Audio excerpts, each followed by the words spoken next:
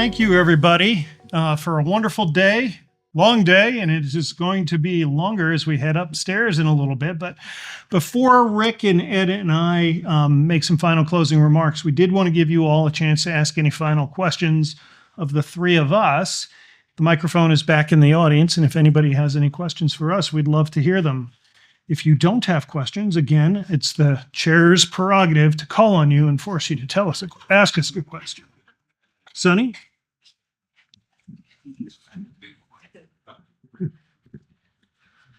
I'm curious what questions you're already chewing on to take back to your own organizations. Like, what's your circled and starred next to it thoughts? Rick, you want to start? I'd love to start. I spend, for those of you who don't know me, I literally drive around the United States in my van 4 to 6 months out of the year. And I meet and spend time with so many of you. And there are so many amazing things that are going on. So what I would love to be able to hear is how you as societies, libraries, archives, and museums can share and learn from each other. It might be what Kurt was talking about of community outreach. It might be Dallas Public Library that in September, prior to the Family History Month in October, is having Heritage Month. And they're going out into the community in order to have food events and recipe events. There are so many wonderful, wonderful things that are going on with the slams. How can we as a community help each other? Ed? And with that, one word that I heard numerous times throughout today was listen. I wonder what we can do to encourage listening. When I mentor, when I work with others, I do what I can to listen to them and learn from them. Listening to the elderly, listening to our peers, listening to those younger than us brings value and understanding. And that's something I'd love to see a specific message on. For me, I think the thing that I take out of this and what I'm going to be bringing back to the NGS, particularly to the board, we've spent the last 4 or 5 years thinking about how to think towards the future. What is our foresight horizon for the things that we need to be doing as an organization? And if we think about what we heard today, and we think about the facts that Charlotte in particular talked about, the impact that certain activities can have on aging better, the impacts that we could have on society as a whole in reducing healthcare expenses and things like that. How do we start thinking about this in the context of new programs, new projects that not only NGS can do, but that we can model for the societies, libraries, archives, and museums? And what is the writing, the training, the grant making we could do in order to fund those things to be done by our societies, libraries, archives, and museums? But the other thing I'm thinking about is there was a question about what don't we understand? What metrics don't we understand about the impact of mental activity on longevity and aging well?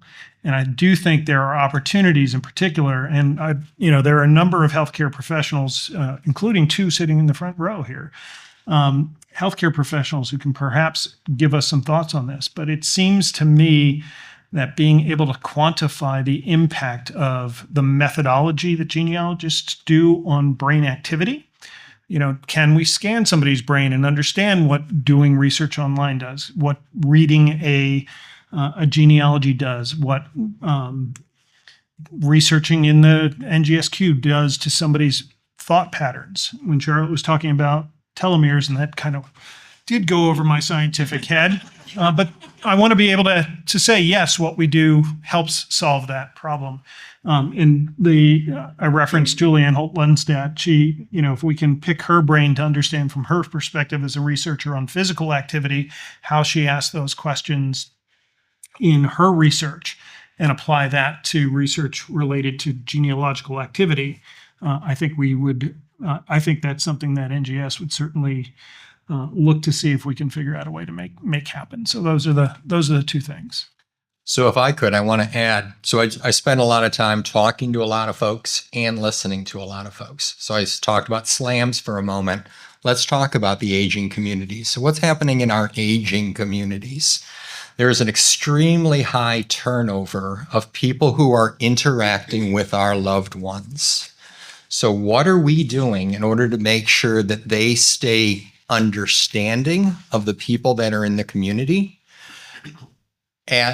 so that caregivers understand who they're giving care to? Two, one of the things that we heard about here is that there's an amazing connection between grandparents and grandchildren. That multi-generational benefit is immense. So what might some of those benefits be? One is certainly from a genealogy perspective and a family history perspective, but two, technology. So does that allow, and it came up in today's discussion as well, can that grandchild help that grandparent better use various types of technology? And that would be really, really wonderful. So it could be a grandchild. It could also be the kids today when they go to school. They have to do so many activities in order to be able to prove they have the right to go to a school.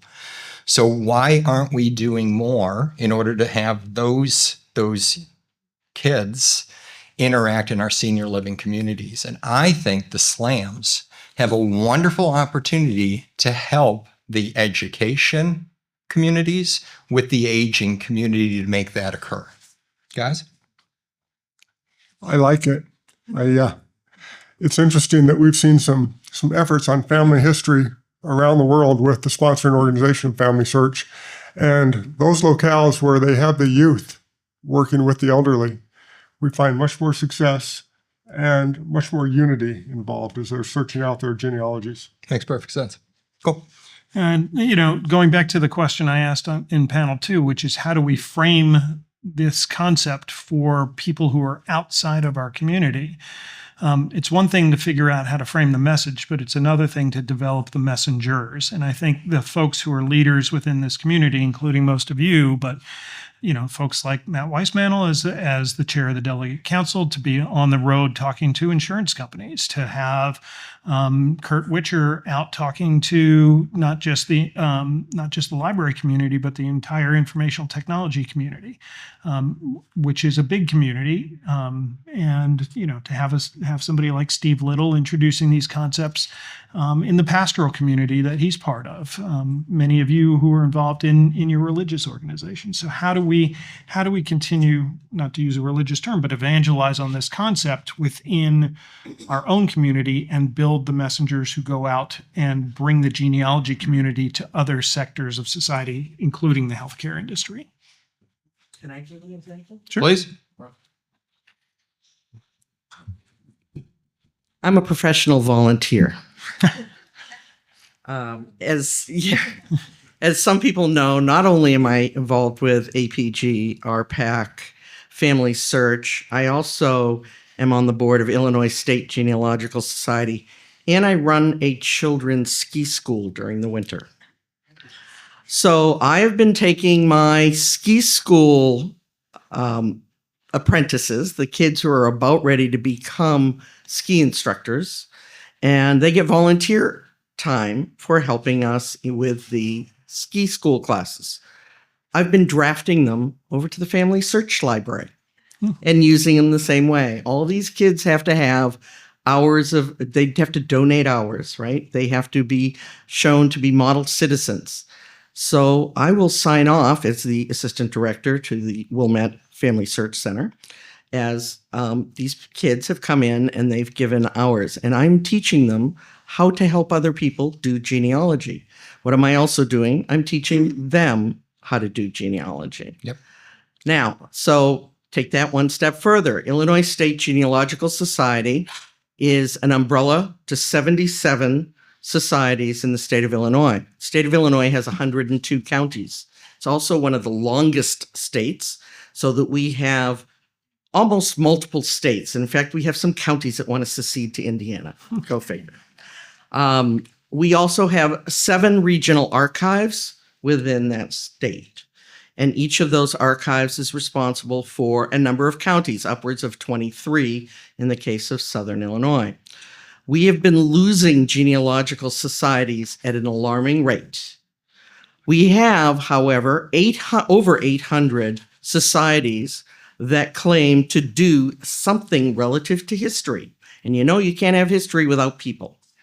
So the genealogical societies, the historical societies, the chambers of commerce, the libraries, all of them were invited to our first regional session with the local archive, which is at Southern Illinois University in Carbondale, Illinois. And we had, unbeknownst to us, over 65 people agree to participate in person. This was an opportunity for them to learn how the area was settled, who settled it, where the records are. We're building a locality guide for each and every county within the state of Illinois. That will be an ongoing effort that we turn over to whoever wants to take control of it.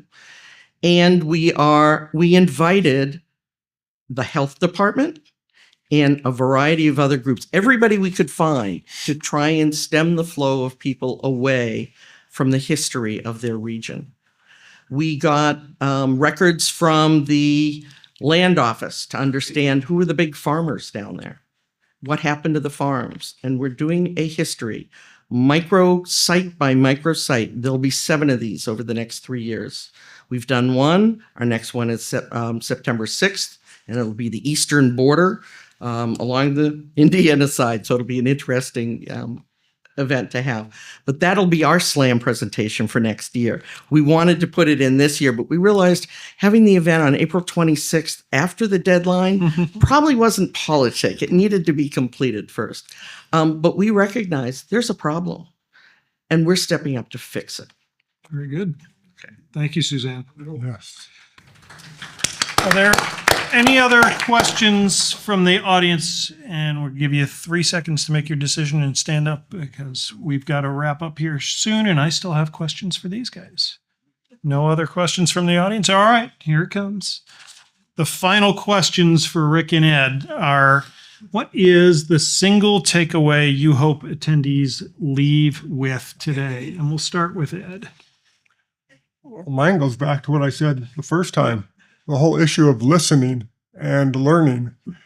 I mentioned having lunch with David and what's your name, Kurt? I know his name and his birth date and his home telephone number, but I enjoy listening and learning from the two of them. And it can be a genealogist, it can be a business person, it can be a plumber, but I love the listening aspect. And I'd love to try to find a way to communicate that and take what we learned today, share it, and in the process of sharing it, learn from others as we go forward. The question's asked constantly, what can we do to increase the size and the scope of the genealogical societies? Because we see some falling by the wayside and closing up. We see others, like what happened in Tennessee, where they grew 40% during COVID. Well, if we can find a way to enhance, entice, and encourage that middle to younger generation and let them listen and learn, they can step into our shoes and carry things forward. Not with the exact same model we've had for the last 40 years, but for a new model that works for this century that will carry on the work that's been laid out. Not surprising. The same takeaway. We're listening. We're listening to each other. We're learning from each other. And the collaboration, the teamwork that we can bring together to help society, I see in this room and I'm hearing from others as I travel. We can make a difference. Great. My single takeaway from this whole event is how awesome it was to work with these two fellas. I did learn a lot during the symposium, but let me first thank Ed and Rick for being the co-chairs for this event and pulling it off. And what a wonderful event we've had.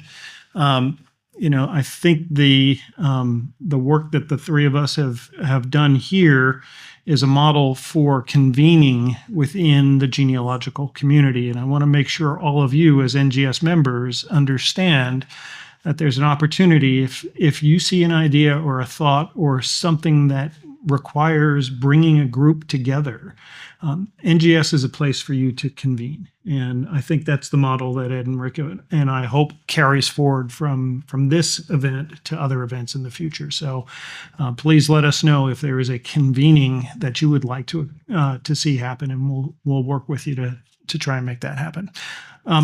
Let me thank VividPix and Rick and Family Search and Ed and David and our partners at Ancestry for their financial support for this symposium. It really was a group effort to pull this off. It was a lot of hard work.